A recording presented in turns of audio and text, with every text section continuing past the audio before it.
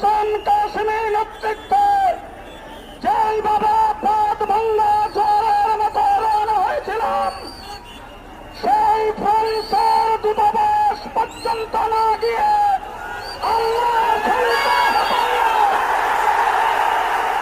কিন্তু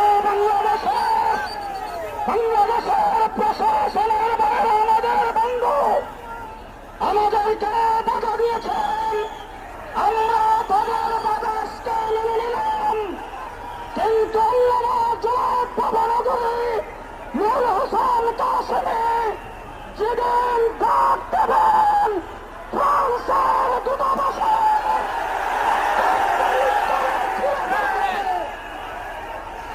সংগ্রামী সাথী বন্ধুগণ, সংগ্রামী সাথী বন্ধুগণ, এই তাখাগণ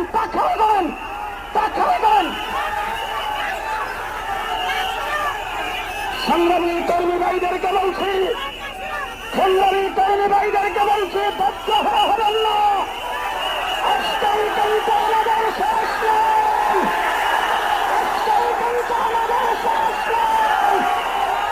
যদি 24 ঘন্টার ভিতরে ফ্রান্সের রাষ্ট্রদূতকে বিদায় করা নয়, যদি 24 ঘন্টার ভিতরে ফ্রান্সের সাথে কূটনৈতিক সম্পর্ক ছিন্ন করার ঘোষণা না দেওয়া হয়, পরবর্তীতে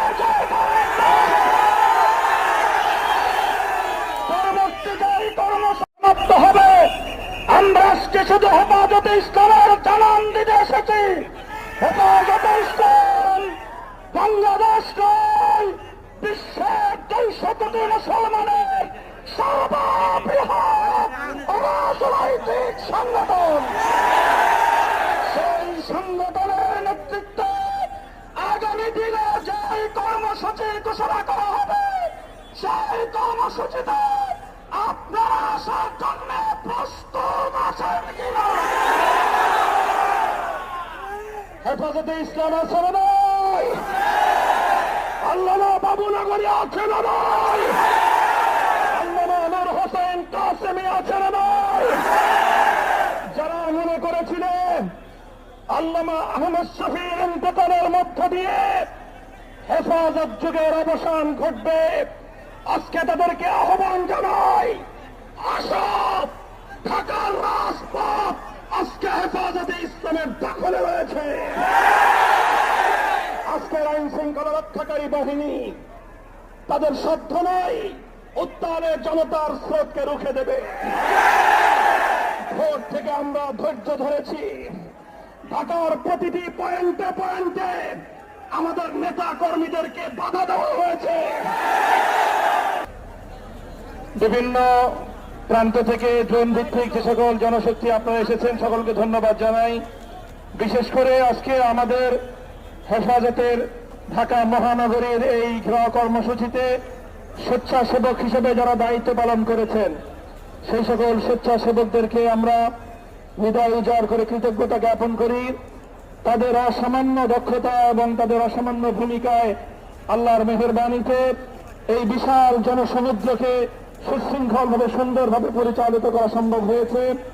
আমরা আমাদের সকল স্বেচ্ছাসেবক বৃন্দ, তাদের দায়িত্বশীল বৃন্দ যারা ছিলেন, সকলকে ধন্যবাদ এবং শুকরিয়া জ্ঞাপন করে আল্লাহ পাক সকলকে উত্তম বিনিময় দান করুন। যাওয়ার সময় কোনো মিছিল হবে না, স্লোগান হবে না, যাওয়ার সময় স্লোগান হবে না, মিছিল হবে না।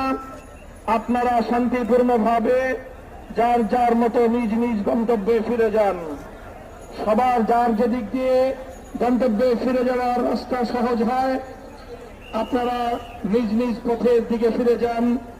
আইন শৃঙ্খলা রক্ষাকারী বাহিনী, পুলিশের সদস্য ভাইয়েরা, দায়িত্বশীল অফিসার বৃন্দ, আপনাদের প্রতি অনুরোধ করছি, ব্যারিকেডের জন্য দেয়া ব্যারিকেডের বাঁধগুলোকে আপনারা একটু গুটিয়ে ফেলুন। আমাদের হেফাজতের কর্মীদেরকে, মিছিলে অংশগ্রহণকারীদেরকে সুন্দরভাবে পথের চতুর্দিক দিয়ে যার যার গন্তব্যে যাওয়ার মতো আপনারা পরিবেশ তৈরি করে দিন। সংগ্রামী সাথী বন্ধুগণ, ট্রাককে কেন্দ্র করে আপনারা ভিড় করবেন না, এখান থেকে আপনারা যার যার জায়গা দিকে আপনারা চলে যান। এখানে কেউ মুসাফা করার জন্য হাত বাড়াবেন না।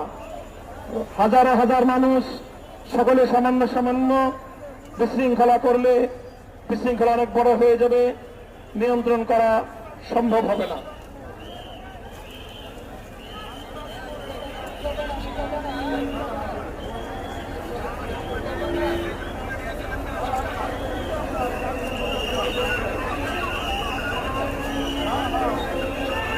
সামনের দিকে এইটা আমাদের ট্রাকটা সামনে দিয়ে ঘুরে আসতে হয় না?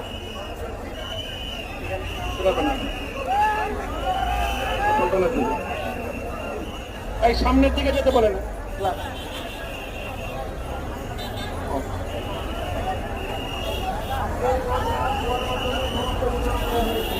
আপনারা ট্রাককে কেন্দ্র করে জটলা পাকাবেন না, মেহরবানি করে। ট্রাক ঘুরবে, মানুষের জটলায় যানবাহনের ক্ষতি হতে পারে। আপনারা ধীরে ধীরে পিছন দিকে চাপতে আস্তে আস্তে পিছন দিকে সরে যান, পিছন দিকে সরে যান।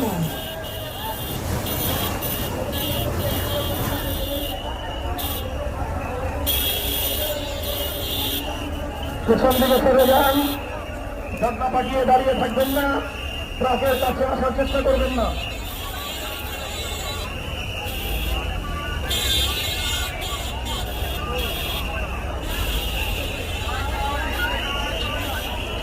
আস্তে আস্তে শৃঙ্খলা রক্ষা করে ট্রাকের পিছনে ছুটবে না কেউ।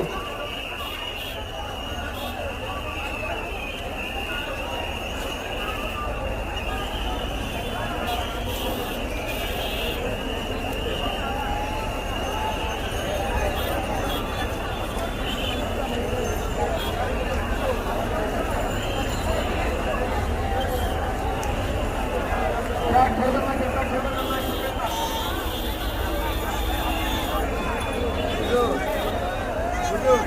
দেখেন আমি আর উপরে আপনার সাথে দেখা করছিলাম,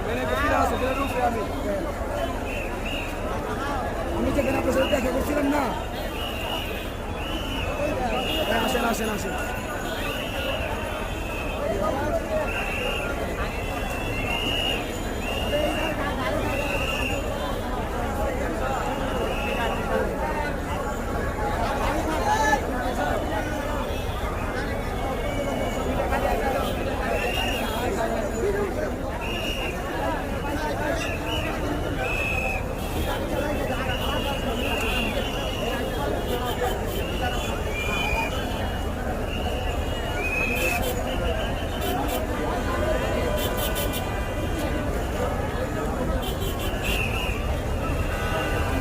স্যার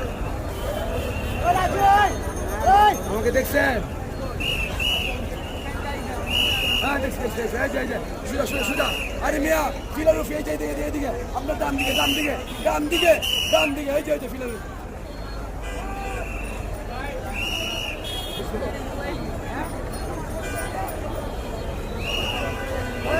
রাজলো ভাই রাজলো